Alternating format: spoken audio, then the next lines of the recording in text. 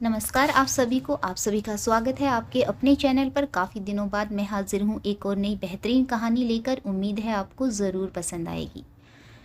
तो चलिए शुरू करते हैं आज की एक और नई बेहतरीन कहानी। अरे वाह माँ, यह झुमके तो बहुत सुंदर हैं। कब खरीदे आपने?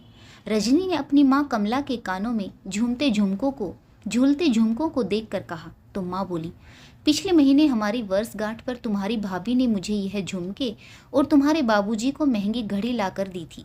मेरी बहू बहुत अच्छी है। पता नहीं कब से यह सब प्लान कर रही थी और अचानक ही इतने महंगे गिफ्ट्स देकर हमें सरप्राइज कर दिया। रजनी बड़ी आंखें करके मुंह बनाते हुए बोली, अच्छा ये बात है।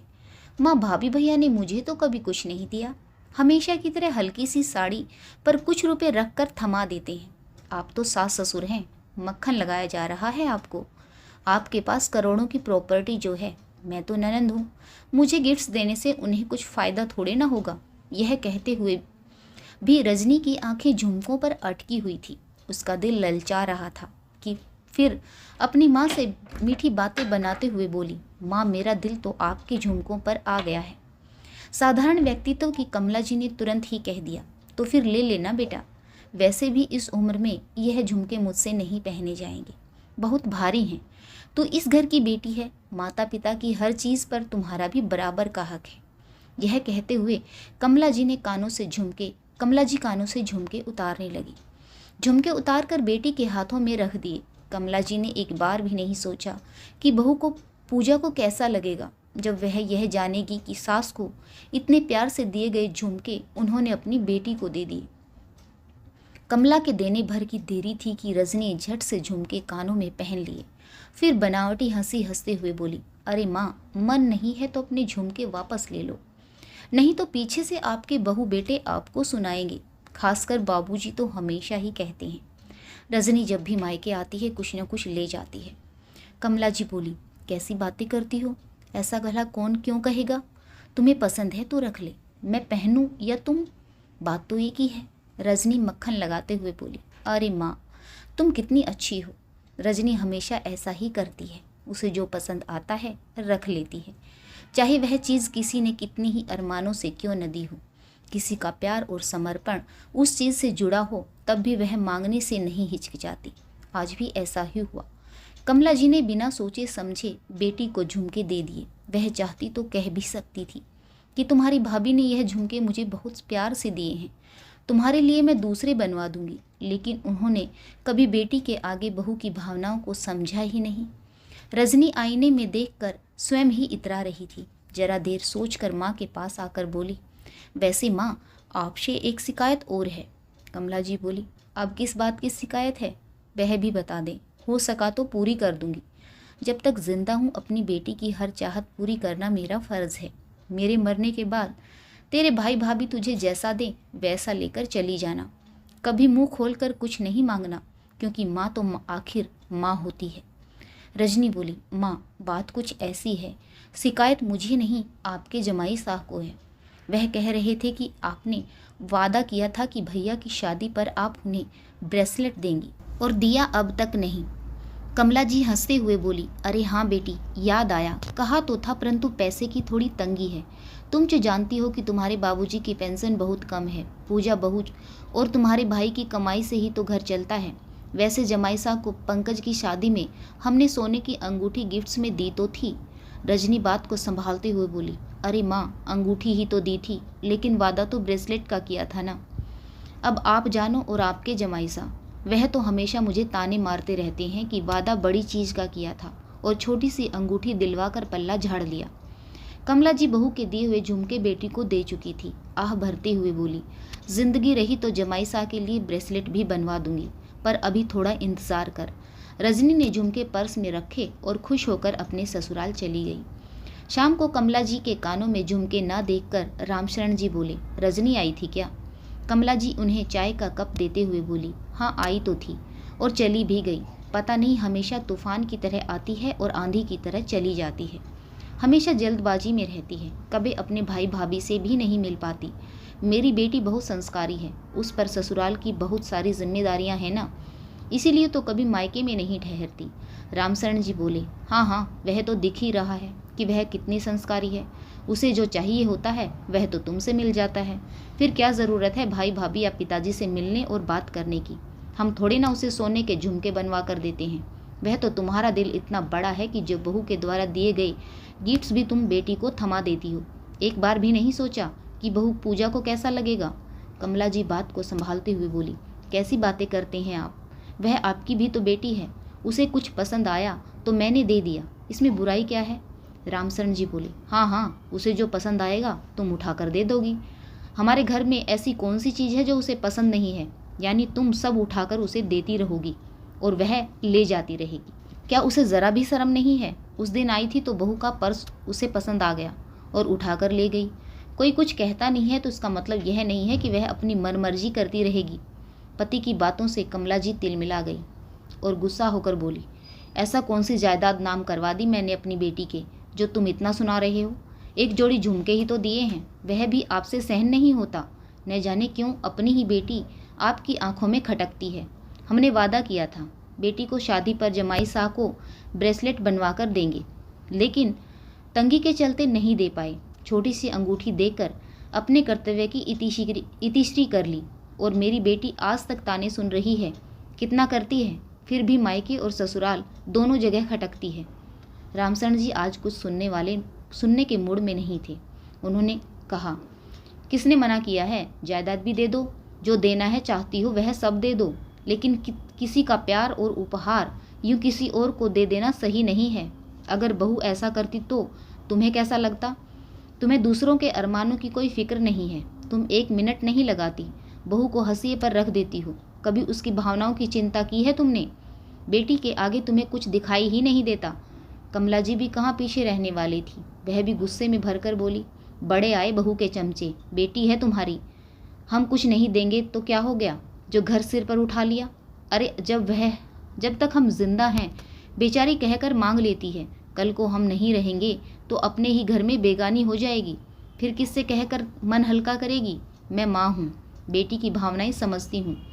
ससुराल में उसे क्या क्या सहन करना पड़ता है मैं अच्छी तरह से जानती हूँ।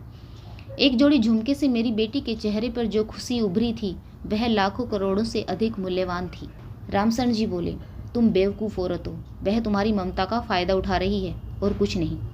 किस बात की कमी है उसे ससुराल में। हम मेरे बेटे और बहू से ज़्यादा कमाता है उसका पति, लेकिन आज तक कभी वह तुम्हारे लिए या अपनी भाभी के लिए कोई उपहार लेकर आई है। क्या कभी अपने भतीजे के लिए एक खिलौना भी खरीद कर लाई है। बस लेना जानती है वह, देना नहीं। क्या मैं नहीं देखता हूँ तुम बहू बेटी में कितना फ़र्क करती हो। बहू का प्यार तुम्हारे लिए ढकोसला है और बेटी ढकोसला करे तो वह भी तुम्हें प्यार दिखाई देता है। सब पता चल जाएगा एक दिन तुम्हें। कहते हुए रामशरण जी घर से बाहर चले गए और कमला जी आंखें लाल करते हुए बड़बड़ाती रह गई। जाने कैसे पिता हो तुम, बेटी के सुख पर भी तुम्हारी नज़र है। पता नहीं क्या बिगाड़ा है रजनी ने जो उसे तुम हमेशा सुनाते रहते हो। पिता होने के नाते तुम्हें तो खुश होना चाहिए कि तुम्हारी बेटी का ससुराल भरा पूरा है। दामाद जी मोटा पैसा कमाते हैं, उसके ससुराल में किसी चीज़ की कमी नहीं है, लेकिन वह तो तुम्हारी आंखों में खटकती रहती है। भुनभुनाती हुई कमला जी का घर के कामों में लग गई। शाम को पूजा ऑफिस से घर लौटी तो कमला जी बेवजह ही सुनाने लगी, अच्छा ज़माना आ गया है, बहू बेटे के राज में मुंह बंद करके जीना पड़ता है, वरना न जाने कब बहू बेटे बुढ़े बुढ़िया को आश्रम भेज दें। पहले ज़माना था, बहू सास से डरती थी, परंतु आजकल तो उल्टी गंगा बहती है। सास को बहू से डर कर रहना पड़ता है। सब कुछ सुनकर भी पूजा चुपचाप रही, मुंह से एक शब्द भी नहीं निकाला। उसकी आंखों से आंसू बहने लगे। कितना कुछ करती है वह इस घर के लिए, नौकरी, घर का सारा काम। सास के सामने कभी एक शब्द नहीं बोलती। वह चाहे कितना भी कुछ कहती सुनाती रही, परंतु पूजा कभी पलटकर जवाब नहीं देती। सास के लिए कितना भी करे, परंतु वह पराई घर की लड़की ही समझी जाती है। उसका प्यार सास को बनावटी लगता है, पर बेटा हर रोज़ सुबह शाम माँ की खैरियत पूछता है, लेकिन फिर भी मुंह फूलकर कुप्पा हुआ रहता है। लेकिन जमाई सा एक बार हाल पूछ ले तो कमला जी के पैर ज़मीन पर नहीं पड़ते। सब कुछ जान समझकर भी बहू पूजा और बेटा पंकज अनजान बने रहते हैं। माँ को बुरा न लग जाए इसलिए कभी कुछ नहीं कहते। पंकज ऑफिस के कामों से शहर से बाहर गया हुआ था और पूजा बहू भी अपने कज़न की शादी में गई हुई थी, लेकिन फिर भी उसे चिंता लगी हुई थी कि वह अकेले सास ससुर को घर छोड़कर तो आ गई, कहीं उनकी तबीयत खराब हो गई तो फिर पीछे से उन्हें कौन संभालेगा। इसका ख्याल रखते हुए उसने ननंद को फ़ोन लगाया। दीदी, घर में माँ बाबूजी अकेले हैं, मैं अपने कज़न की शादी में आई हूँ। दिन में 1-2 बार उन्हें देख आना, हो सके तो 2 दिन आप वहीं रुक जाना, मुझे उनकी चिंता लगी रहती है, रजनी ने भाभी को सुनाते हुए कहा। आप नहीं कहती तो क्या मैं अपने माँ बाबूजी का ख्याल नहीं रखती? आपको क्या लगता है एक आप ही हैं जिन्हें माँ बाबूजी की फिक्र है? मैं क्या उनकी बेटी नहीं? यह कहते हुए रजनी ने फ़ोन काट दिया। पूजा को ननद की बातों का बेहद बुरा लगा, लेकिन हमेशा की उसकी यही आदत है, मायके के दुख सुख में कभी शामिल नहीं होती, लेकिन जुबान हमेशा जहर उगलती है। अगले दिन शाम को रामसरण जी की तबीयत ज़्यादा ही खराब हो गई। कमला जी ने बेटी रजनी को फ़ोन लगाया। पहले तो उसका फ़ोन नेटवर्क क्षेत्र से बाहर आ रहा था, लेकिन फिर घंटी जाने लगी, लेकिन फिर किसी ने फ़ोन नहीं उठाया। रात अधिक हो चुकी थी। जमाई साह को भी फ़ोन लगाया, परंतु उन्होंने भी फ़ोन नहीं उठाया। कमला जी ने सोचा शायद वह सो गए होंगे, इसलिए घबरा कर उन्होंने बहू पूजा को फ़ोन लगाया। सास की फ़ोन कॉल देखकर पूजा घबरा गई। इतनी रात गई, कुछ अनहोनी हुई है, तभी सासू माँ फ़ोन लगा रही हैं। पूजा ने फ़ोन उठाया। कमला जी तुरंत ही बोल पड़ी, बेटी, तुम्हारे ससुर जी को पता नहीं क्या हुआ है, आँख ही नहीं खोल रहे। कहते हुए वह रोने लगी। पूजा घबरा गई और बोली, माँ आप चिंता मत करिए, बाबूजी को कुछ नहीं होगा। पूजा ने तुरंत ही अपनी सहेली सोनम को फ़ोन लगाया, सारी बातों से अवगत कराया। सोनम जी पड़ोस में ही रहती हैं और सासू माँ को फूटी आंख नहीं सुहाती। तुरंत ही वह अपने पति के साथ पूजा के घर पहुंची, उसके ससुर को अस्पताल ले गई। आज पूजा की वह दोस्त जिसने कमला जी दिन रात कोसती रहती हैं, रामसरण जी के लिए जीवनदायिनी बन गई। रामसरण जी को मेजर अटैक आया था, थोड़ी देर हो जाती तो उन्हें बचाना मुश्किल था। पूजा भी तुरंत ही भाई को लेकर ससुराल के लिए रवाना हो गई। बीच बीच में सहेली से ससुर जी की खबर लेती रही, ननद को फ़ोन लगाने की कोशिश करती रही, लेकिन वह तो फ़ोन उठा ही नहीं रही थी। पूजा ने पति को भी फ़ोन करके बाबूजी की तबीयत के बारे में बता दिया। वह भी तुरंत ही अपने स्थान से रवाना हो गया। अस्पताल पहुंची तो बहू बेटे को देखकर सास बिलख बिलख कर रोने लगी और कहने लगी, आज सोनम नहीं होती तो तुम्हारे बाबूजी जिंदा ना होते। पूजा की आंखें भी नम हो गई। उसने सोनम को धन्यवाद किया। सास को सीने से लगाकर उनका धैर्य बंधाया। कुछ देर बाद ननंद रजनी मगरमच्छ के आंसू बहाते हुए माँ के गले से लगकर रोने लगी। माँ, मैं तो मर ही जाती, आज बाबूजी को कुछ हो जाता तो। माफ़ कर दीजिए मुझे, मैंने फ़ोन कॉल नहीं देखी। सुबह मिस कॉल देखी तो वापस आपको फ़ोन लगाया, परंतु आपने फ़ोन नहीं उठाया। फिर भाभी से बात की, तब जाकर मुझे पता चला कि बाबूजी यहाँ हॉस्पिटल में एडमिट हैं। मैं तुरंत ही बच्चों को लेकर आपके पास दौड़ी दौड़ी चली आई। रजनी का 7 वर्षीय बेटा बोला, मम्मी आप झूठ क्यों बोल रहे हो? हमेशा हमसे कहते हो कि कभी झूठ नहीं बोलना चाहिए, और आज खुद नानी से झूठ बोल रही हो। जब नानी का फ़ोन आया था हम सब टीवी पर मूवी देख रहे थे। पापा फ़ोन उठाना चाहते थे, परंतु आप ही ने मना कर दिया था। आप बड़बड़ा रही थी, पता नहीं इतनी रात को कौन मर गया। जो माँ इतनी देर रात फ़ोन कर रही है, हमेशा परेशान करती रहती है। कोई ज़रूरत नहीं है फ़ोन उठाने की। आपसे डर कर पापा ने फ़ोन नहीं उठाया था। बेटे की बातें सुनकर रजनी की स्थिति ऐसी हो गई मानो काटो तो खून नहीं। कमला जी एकटक बेटी को देखती रह गई। उन्हें विश्वास ही नहीं हो रहा था कि जिस बेटी पर वह इतना प्यार दुलार लुटाती थी, वह बेटी पीछे से उनके बारे में ऐसा बोलती है। उसे माँ बाप से ज़रा भी हमदर्दी नहीं। एक बहू है जो आधी रात अपने भाई को लेकर शादी छोड़कर दौड़ी चली आई, और एक बेटी है जो फिल्म देखने में इतनी मगन रही, लेकिन माँ की फ़ोन कॉल नहीं उठाई। सच कहते थे रामसरण जी, एक दिन तुम्हारे सामने सब साफ हो जाएगा, तब तुम पछताओगी। रजनी भी समझ गई कि अब माँ के सामने सब कुछ साफ हो चुका है। वह बातें बनाते हुए बोली, अरे नहीं माँ, यह तो बच्चा है, इसे क्या पता क्या गलत है और क्या सही।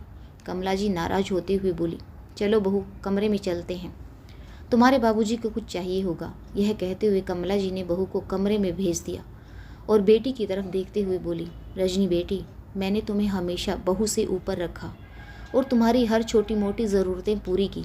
तुम्हारे बाबूजी मुझे कितना सुनाते थे, लेकिन मैं हमेशा बेटी की मुँह में पागल हुई रही। कभी बहू बेटे का भला नहीं सोचा, लेकिन आज मेरा मोह भंग हो गया। मुझे माफ़ कर देना। आज से तुम्हारा और मेरा रिश्ता सिर्फ ऊपरी तौर पर होगा। मैं दिल से कभी तुम्हारी माँ नहीं बन पाऊंगी, क्योंकि अब मुझे मेरी असली बेटी मिल गई है। अब मुझे समझ आ गया है कि शादी के बाद बेटी पराई होती है और बहू हर सुख दुख में मेरी बेटी बनकर साथ निभाती है। उम्मीद है आज की कहानी आपको ज़रूर पसंद आई होगी। कहानी पढ़ने के लिए आप सभी का एक बार फिर से बहुत बहुत धन्यवाद। जय हिंद, वंदे मातरम, भारत माता की जय। जय जवान, जय किसान।